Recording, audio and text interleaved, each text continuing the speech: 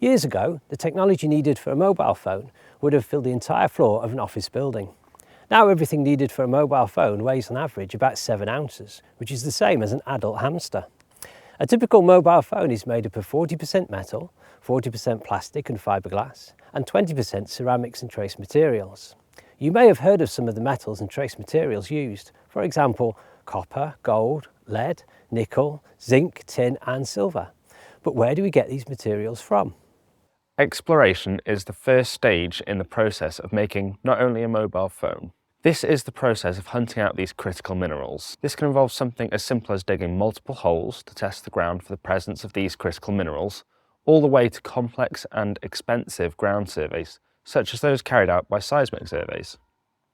When a large amount of a particular mineral is found, then the process moves to stage 2. Stage 2 of mining is the extraction of raw materials. Lead, one of the components of our mobile phone, was mined from veins in the limestone rocks here at Monera Quarry many years ago. After the lead was removed, the rock itself was mined as limestone is a useful building material. It is also used to remove impurities from the blast furnaces that we saw earlier at Brumbo. Mining on a global scale has its fair share of issues, including conflict, for example wars or political unrest, and in some countries poor working conditions for miners and little protection for the surrounding environment. However, remember the phrase, if it can't be grown, it has to be mined. And so the modern world simply can't function without mining.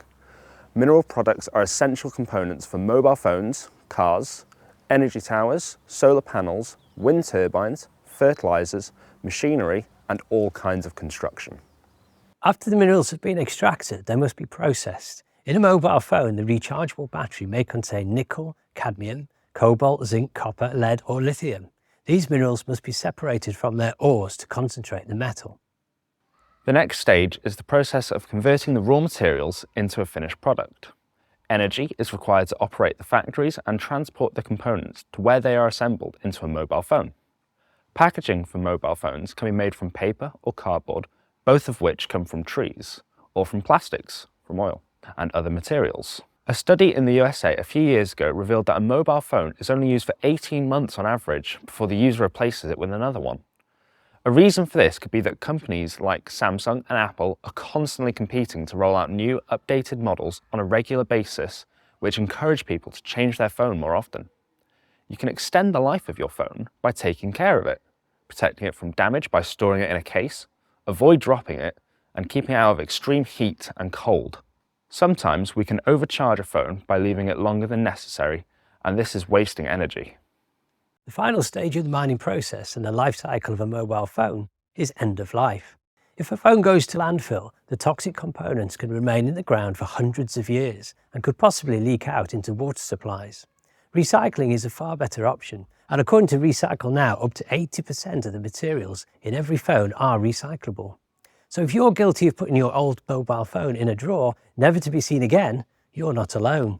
A 2022 Which survey found a third of mobile phone owners still have their old devices, gathering dust at home, with 43% explaining they've just never got around to disposing of them.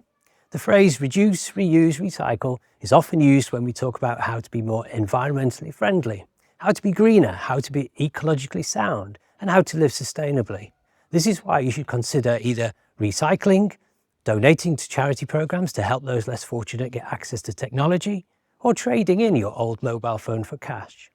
The old quarry here at Monera is now part of Monera Country Park, a beautiful place to enjoy the fresh air and an example of the end of life of the quarry and recycling of the landscape.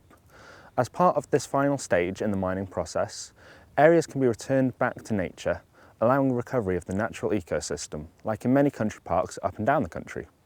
Perhaps there's one near you. A quarry may be filled with water for leisure activities, or in Cornwall, the Eden Project transformed a China clay quarry into an educational botanical garden, which also stages summer concerts and family events. Keeping both social and environmental impacts to a minimum are an important part of the mining process. Now have a go answering some questions on the life cycle of a mine and labelling each stage on the diagram of the mobile phone in your workbook.